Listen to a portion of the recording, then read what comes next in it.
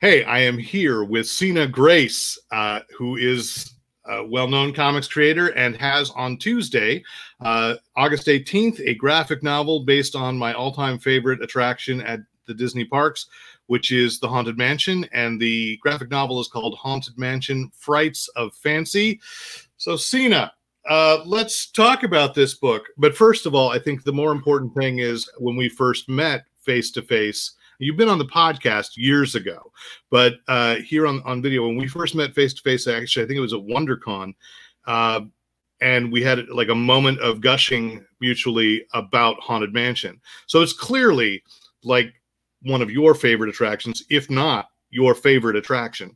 So what is it about that ride?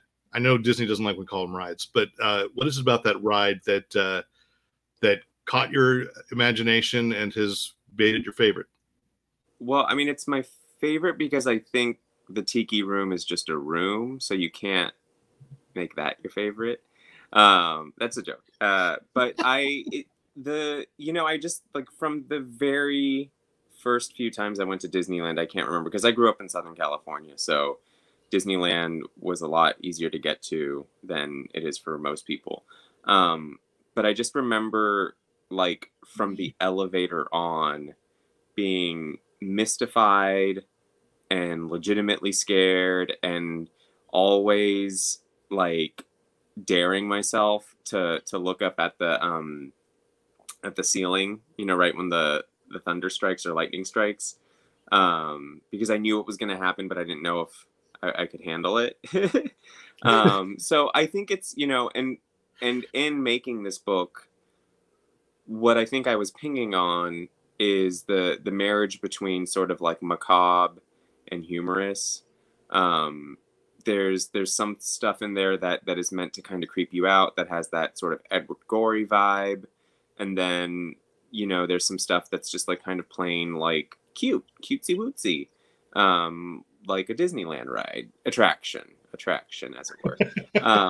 So it was those things, and then I think there's just so much to constantly look at and pore over. It's like the same way when you go on It's a Small World, the repeat value of going, writing that attraction is just like you miss things every little time. There's something new. And then in getting to research the Haunted Mansion, then there's just stuff that like, I say this like lovingly because I consider myself one, but it's like then there's all this like nerd stuff that like you wouldn't know unless you cared and knew. Like there's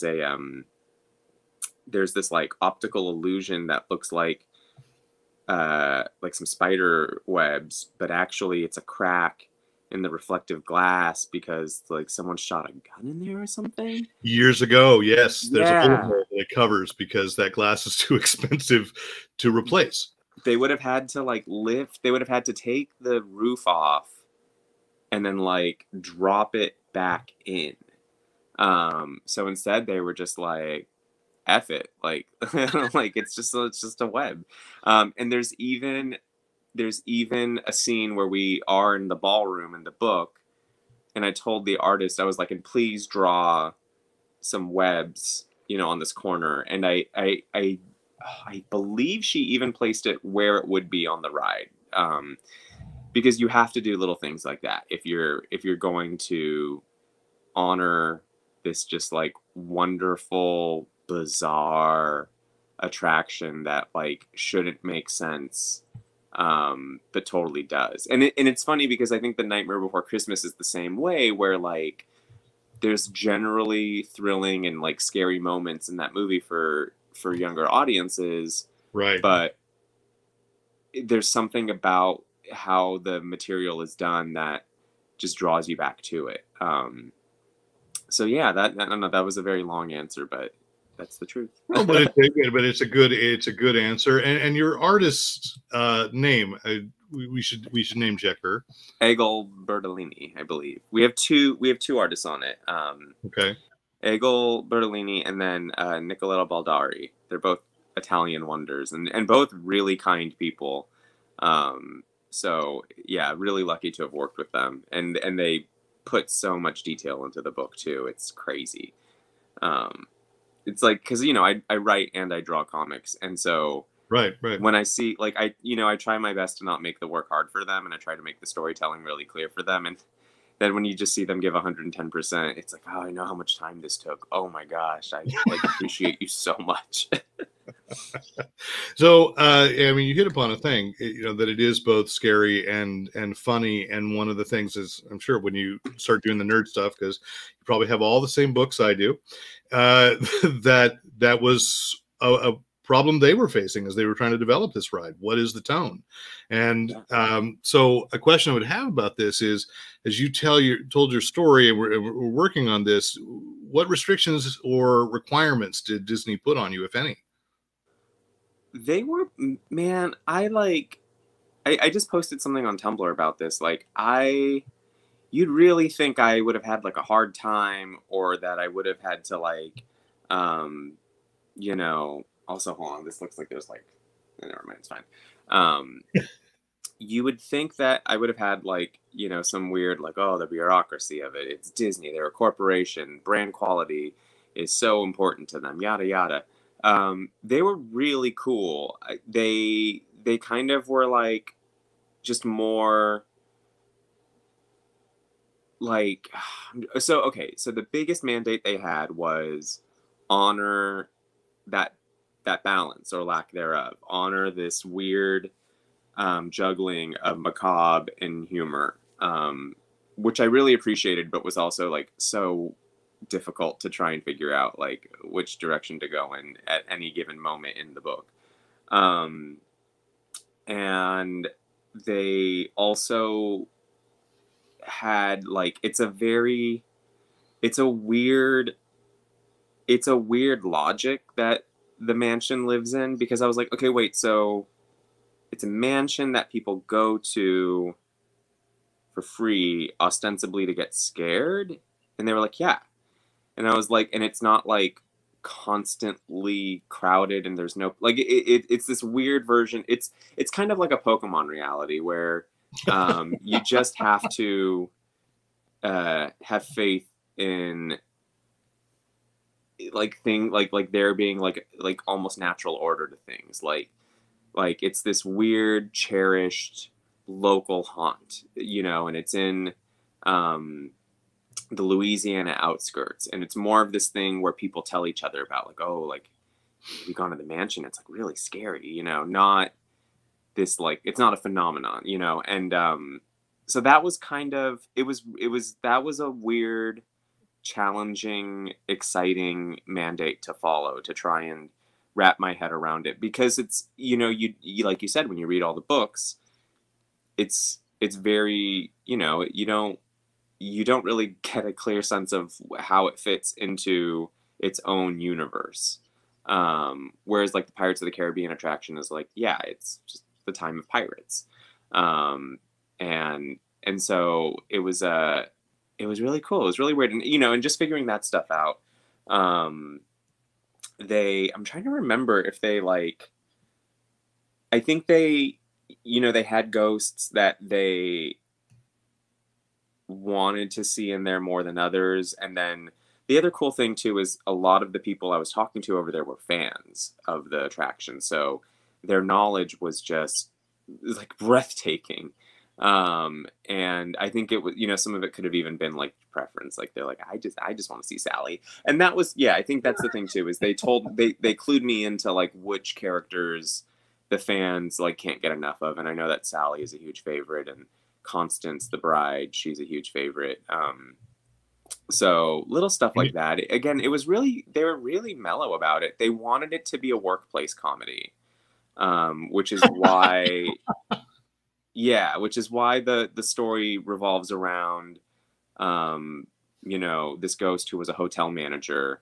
And so her whole thing is about like optimizing, the haunted mansion scares. And I thought that was a good way to kind of do both, like give them sort of this like quirky office comedy, but then kind of constantly direct it to what makes things like, what makes the mansion so magical. So how was the process of getting involved? I mean, because you do seem to me, and from the moment that this was announced. You seem to be like the perfect writer for this project. So did IDW know that and come to you, or were you going around asking, hey, does anybody want to redo a Haunted Mansion graphic novel?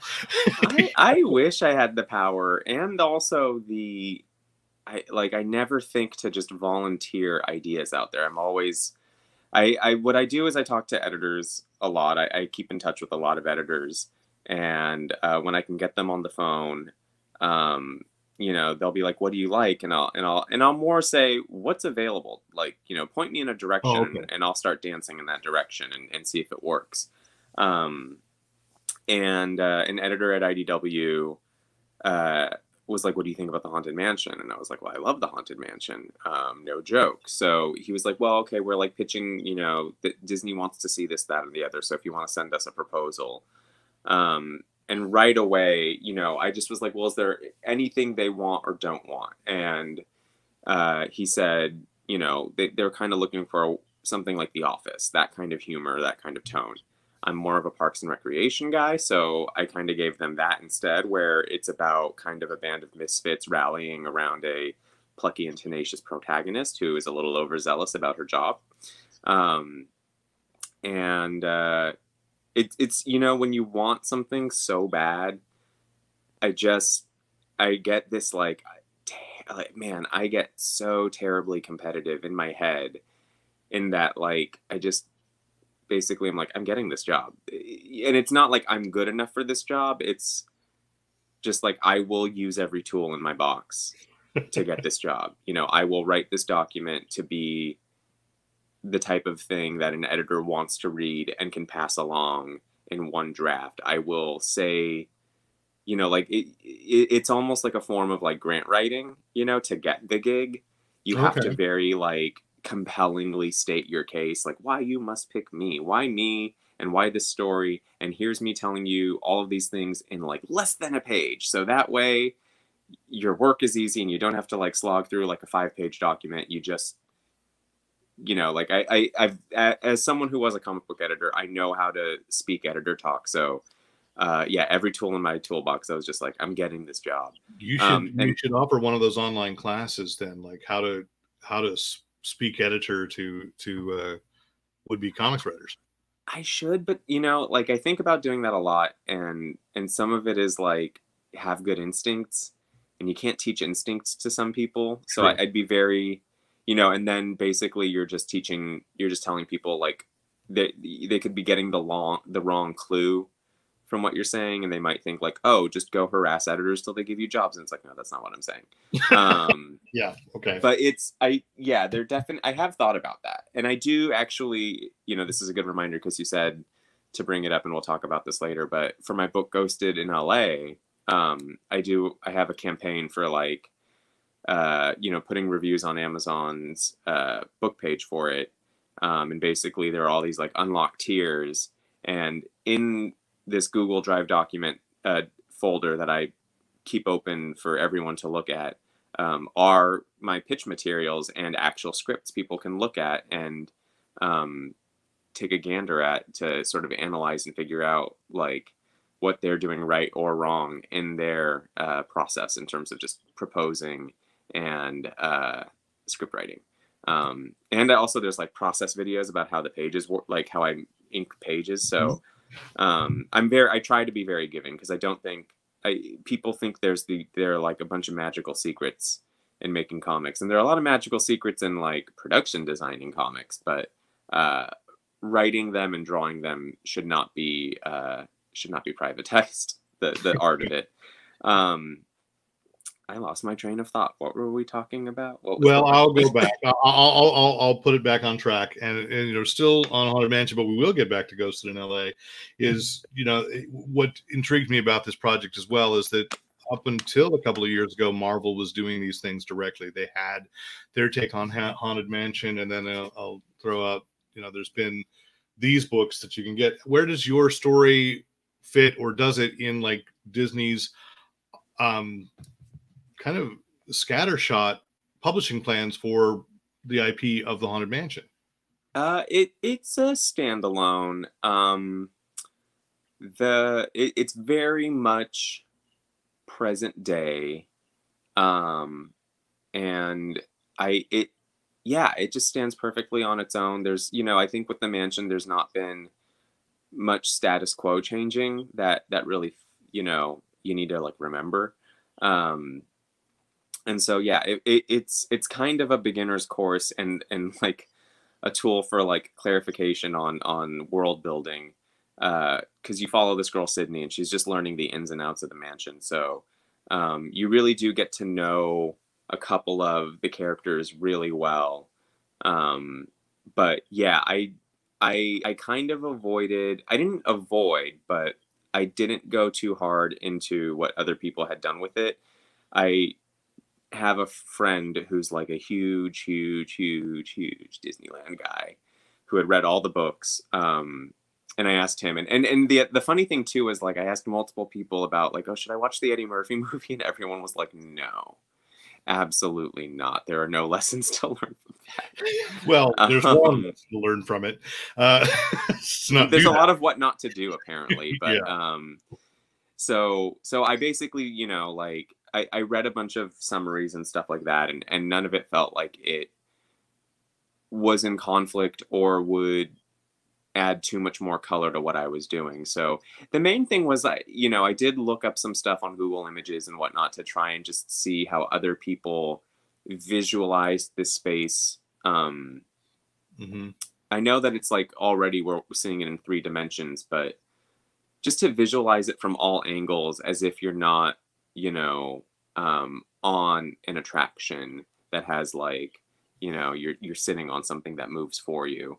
But what it would be like if you were actually walking through the floor plan of it.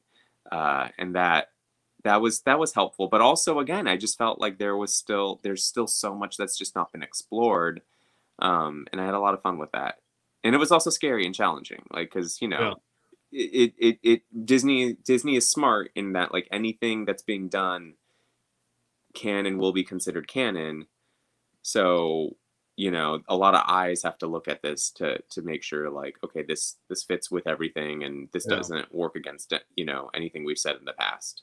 You created almost your own modern day take on the Haunted Mansion as well with, at least that was my take on reading Ghosted in LA from Boom Studios. Yeah. So you clearly have an affinity for the supernatural, but in a kind of fun way. And I appreciate as a recent transplant to LA, even though I can't go to any of those places, that in every issue that you were giving like places. I'm like, oh yeah, I've been there in the back of the book.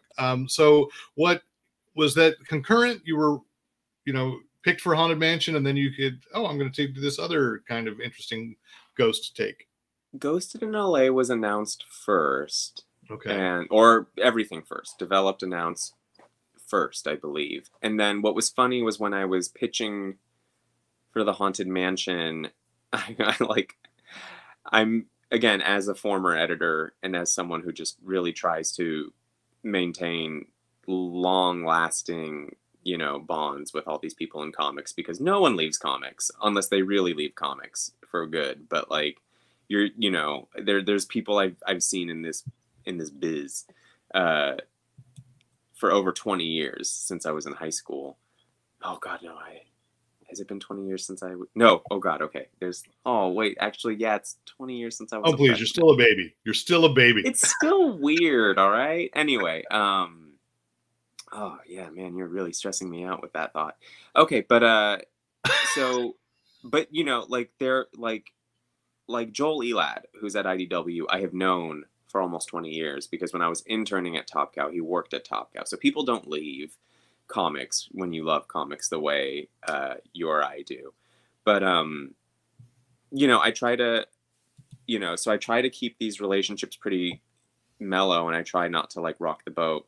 Man, sorry, the high school reunion thing totally like knocked my head out. What was the original question? I just remembered the goal was that I was saying it was Ghosted in LA and what. Oh, there we go. Okay, so I had to tell my IDW editors, I was like, please tell Disney I'm doing this other book.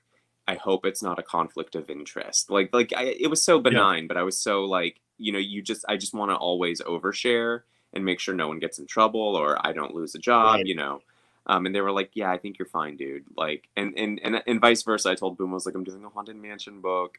But they're so tonally different, and they're so about different things, and yet about the same thing. They're both about youngish women. Sydney in Haunted Mansion is about like somewhere in her mid 20s, I would say. And then Daphne in Ghost in LA, she's, like 18.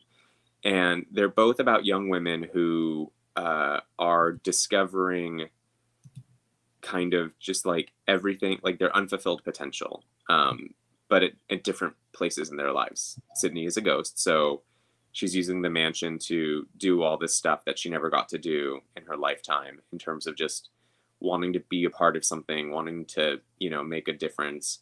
And then Daphne is trying to course correct her young adult life because she was going kind of in directions that other people were steering her in, be it her parents or her ex-boyfriend. And so, she's learning all these lessons with these ghosts who are here on this mortal realm seemingly because they have unfinished business, or they lived unfulfilled lives in certain ways. And so she's learning lessons from them and kind of course correcting, on the clock while she's still alive.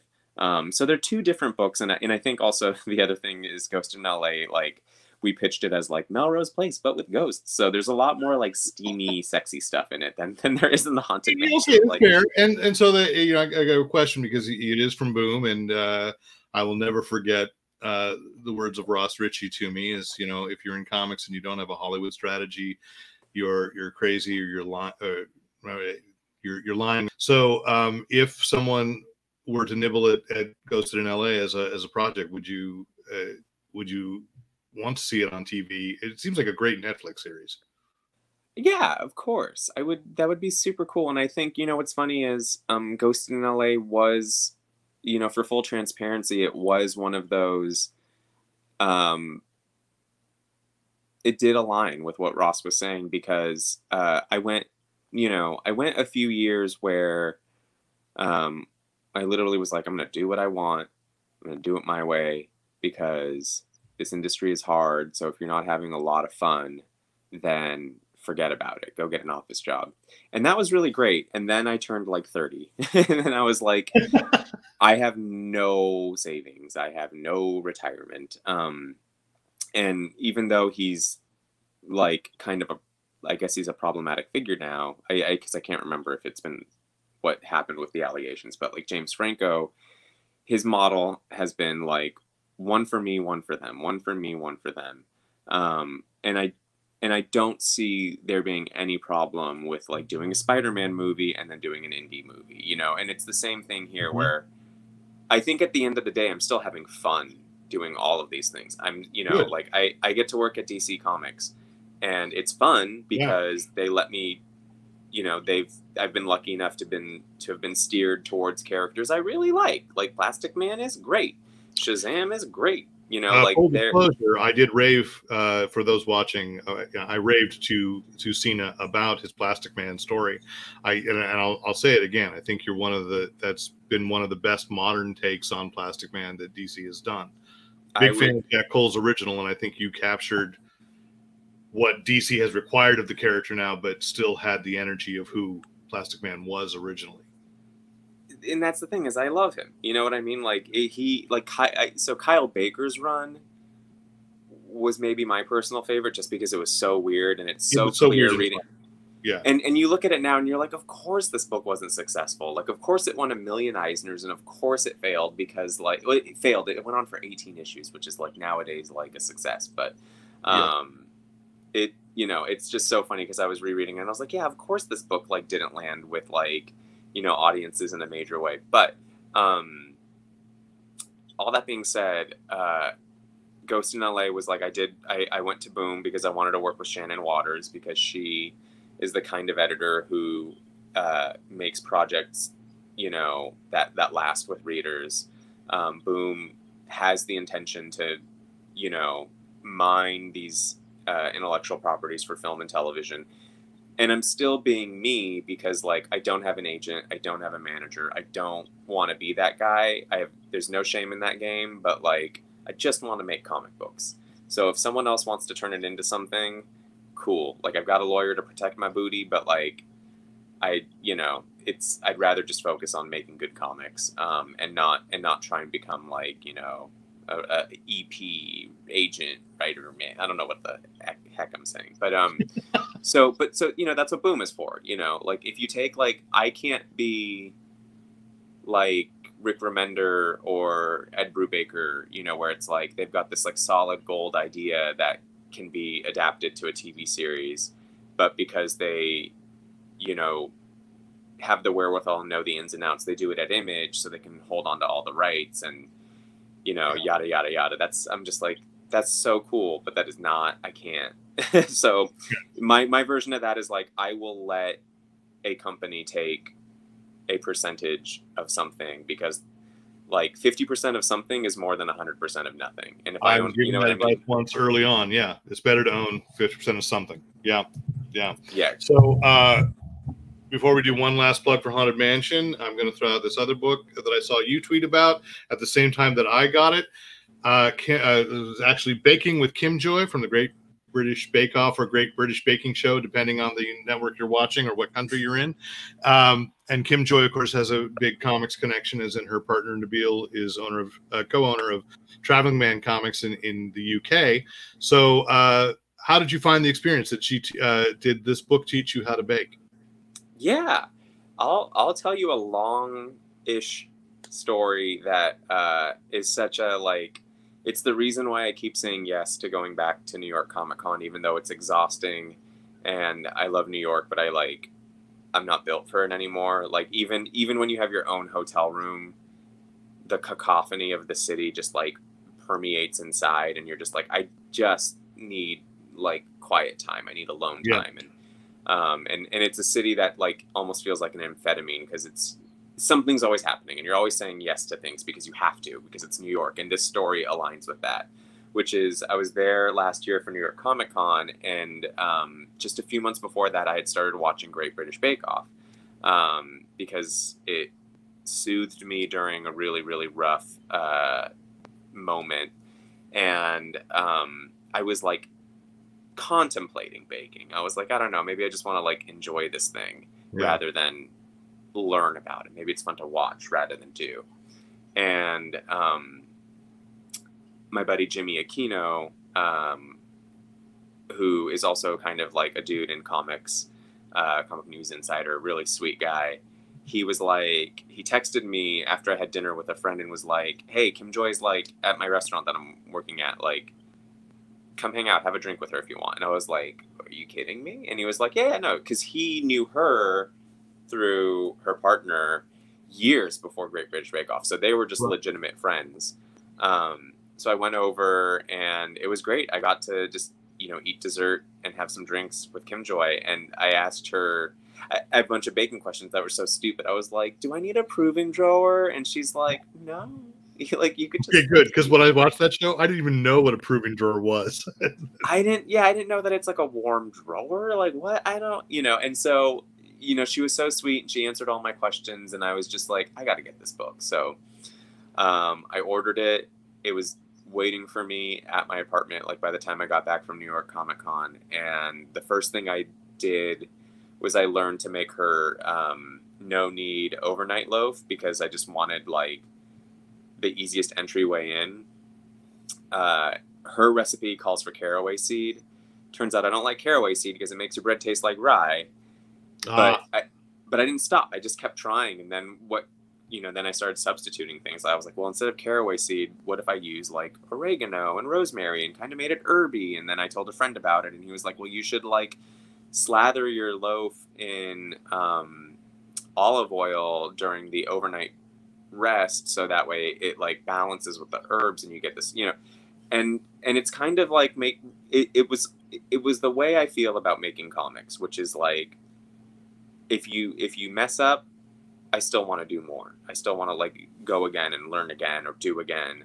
And when it comes out great, the feeling is awesome and I want to learn more. For for some reason in COVID times, I have not wanted to bake at all, which is stupid because I have so much free time. I could be like making, tiered cakes. But instead it's more like every 6 weeks I'll make some snickerdoodles and like be like, ugh.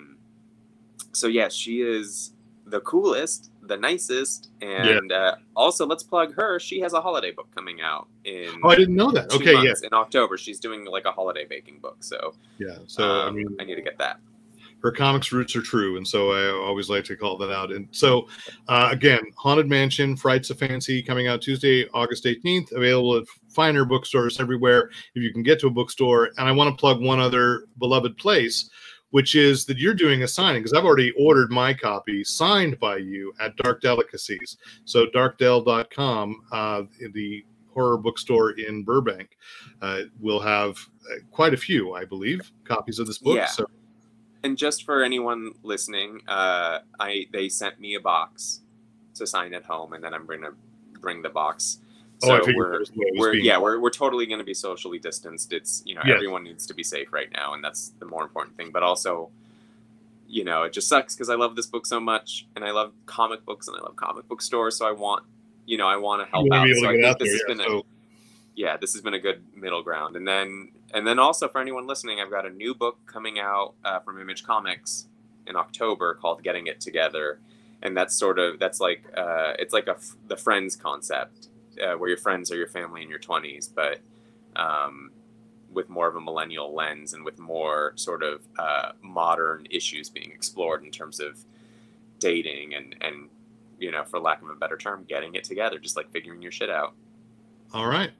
Well, thank you so much for taking the time this morning, and looking forward to Haunted Mansion, Frights of Fancy, Getting It Together, and the future of Ghosted in LA, and whatever else you have coming. So thank you. Thank you. It was really good to see you.